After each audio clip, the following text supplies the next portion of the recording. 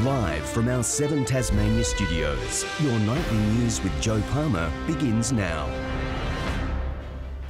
Good evening, everyone. Our cameras have captured the moment officers chased down and arrested a man during a dramatic police operation in Invermay. A witness has told us how he saw the man hiding in his laundry before the suspect jumped fences and tried to cross a busy highway. These are the frantic final moments of a police operation.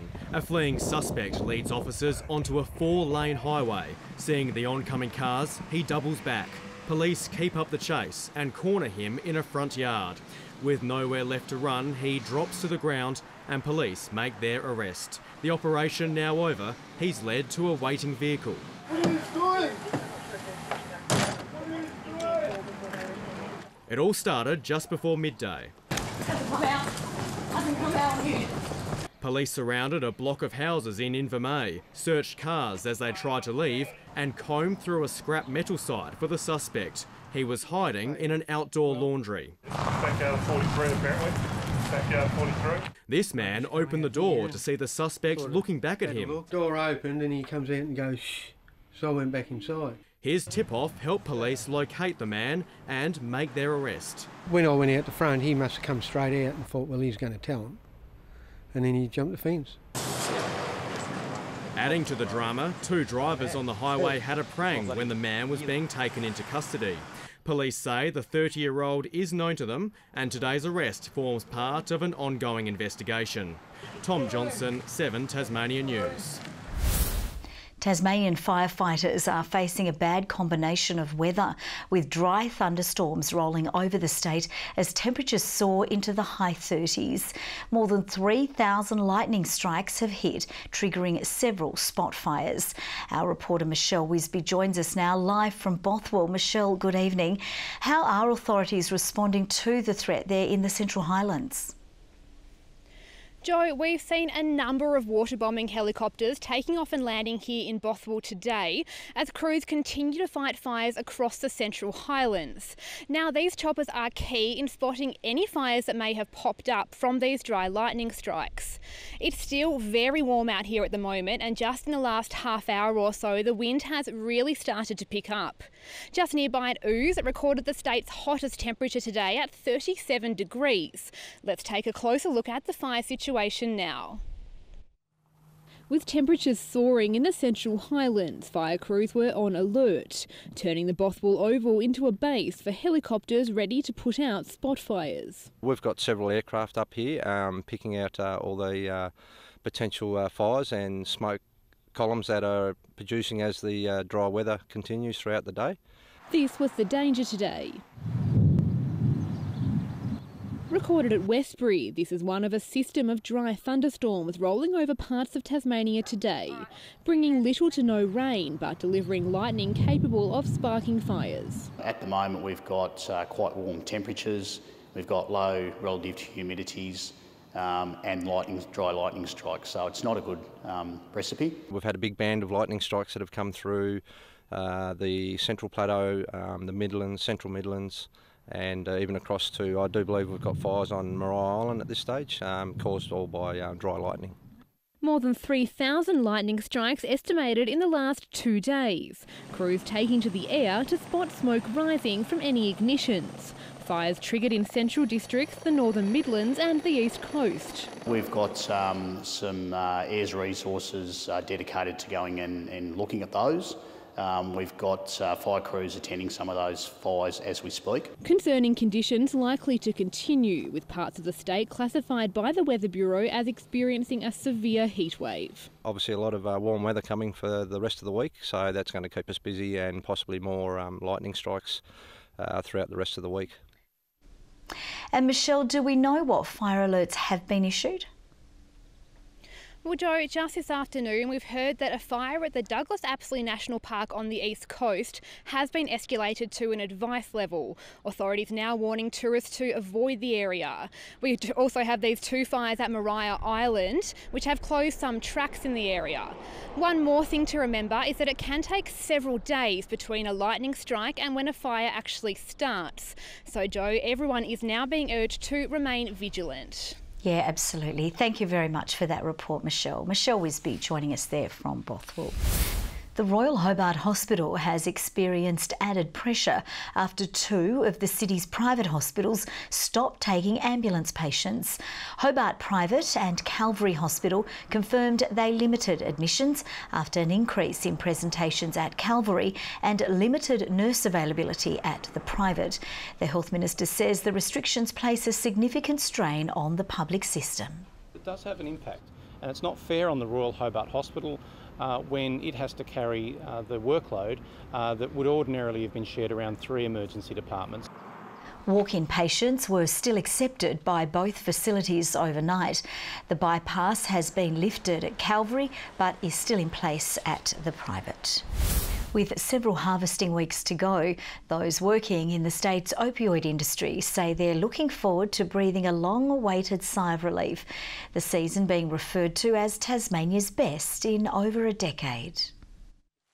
It's fair to say poppy farming isn't for the faint-hearted, but those who persevered through some tough seasons over the years are now being rewarded with one described as almost perfect. We've had rains just when we needed them, and good rains at that.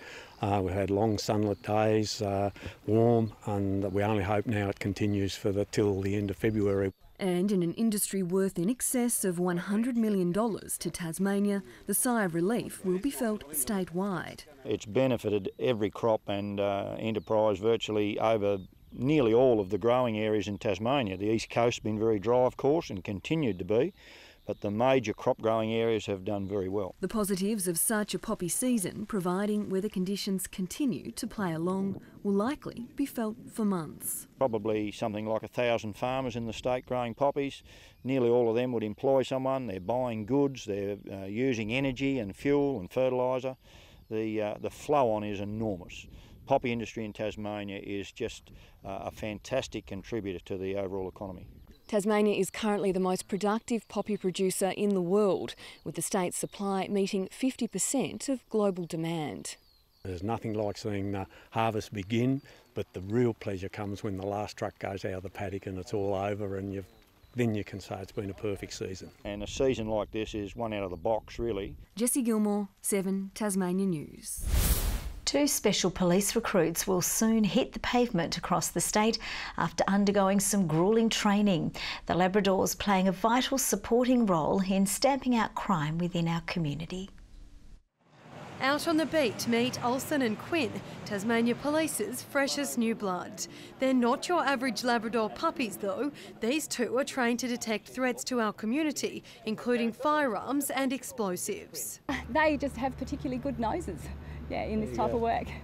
This is about humans working with the dogs together in a team, being able to detect firearms, explosives and drugs that human beings are not able to detect easily. The Crime Busters have just passed 8 weeks of gruelling training in South Australia to get where they are now. The unit was expecting 1 new recruit, but they did so well, both got top marks and a new job. So they go along to many searches each year. So now we are able to expand that portfolio, in addition to the ports, the airports and all of the random screenings that they're able to continue to do. They'll join a specialist unit, already consisting of 4 drug detector dogs, all offering vital assistance to our officers in holding criminals to account. We get the best of both worlds, both with the officers and the dogs. Their recruitment means a break for Black Lab Cassie, who's been part of the force for the past 8 years. Ready to hand over the reins to these puppy graduates and settle into a well-earned retirement. Louise Hedger, 7 Tasmania News. A lesser-known part of Tasmania's convict heritage is being highlighted with a new series of statues under construction. They'll be placed at the Cascade Female Factory and an orphan school in Newtown, described as bleak and miserable. This is the site of the former St John's Park Orphan Schools. Between 1828 and 1879, more than 6,000 young people passed through its doors, mostly children of convicts. It was a very difficult time for the children. They were taken from their parents and brought out here. Some of them didn't see their parents again. Many died here. Over 400 children died in care in the orphan schools. To highlight the lesser-known stories of these children, Irish sculptor Rowan Gillespie is creating 2 statues for the Newtown site, sitting high on plinths similar to famous politicians and army generals. The idea of having little orphan children up on pedestals, equal to those generals, to those people, because they are the people who formed this country. They are the ones who sort of developed and did so much for it. 3-year-old Estella and 10-year-old Victor are fitting models for the statues with their own convict links. What's your personal story then? That I'm a descendant of an orphan school boy and a convict woman. The works complement the artist's statues on the Hobart waterfront, marking the place where convicts made their first steps after transportation. Another work to be placed at the Cascade Female Factory.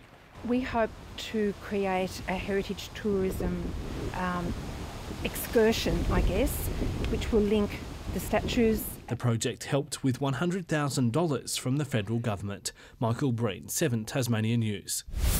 We all know fine art comes in many shapes and forms, but picture a painting which has been dragged down the streets of Launceston before being put on show for the world to see.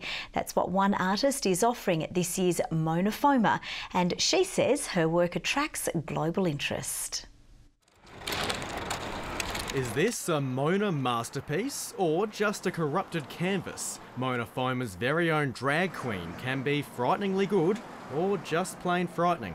There's this one woman who saw me coming and she gathered her children into her skirt, you know, like a really old-time classic gesture of fear. Seattle-based artist Margie Livington's works will scratch the surface of Launceston and go on show at the Sawtooth Gallery for the festival.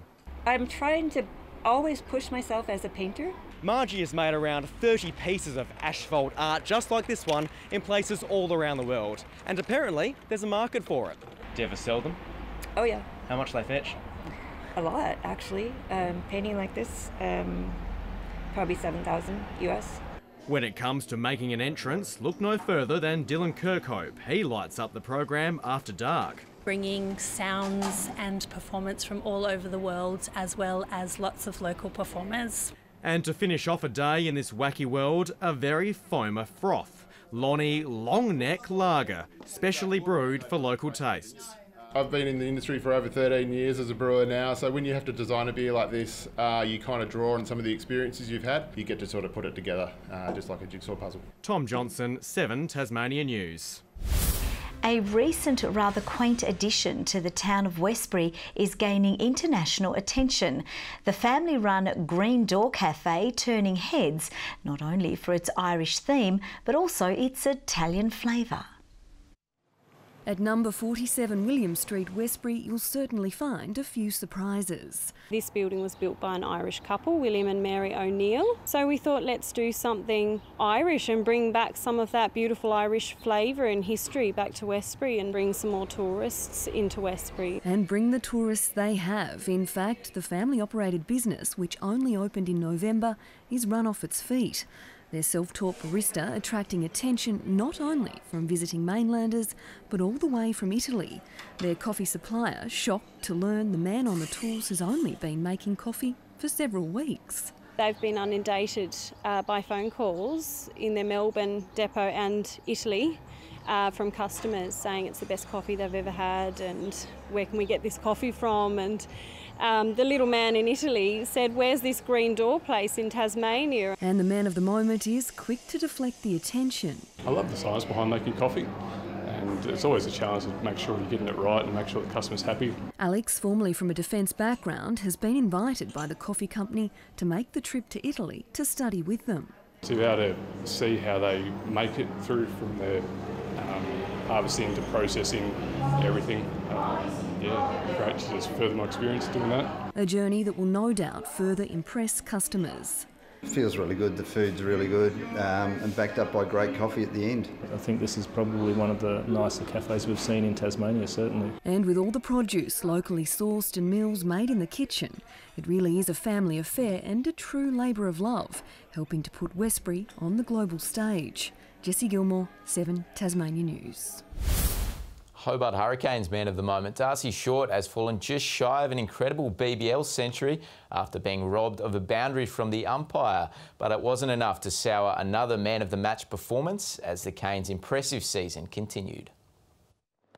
After copping a recent snub from national selectors, Short let his bat do the talking yet again. Straight down the ground, shortest boundary at this place, and that's gone all the way.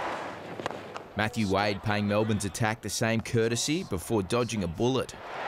Oh, gets through the hands. The skipper's luck running out on the very next ball. Has he got enough of it? No, he has a great catch.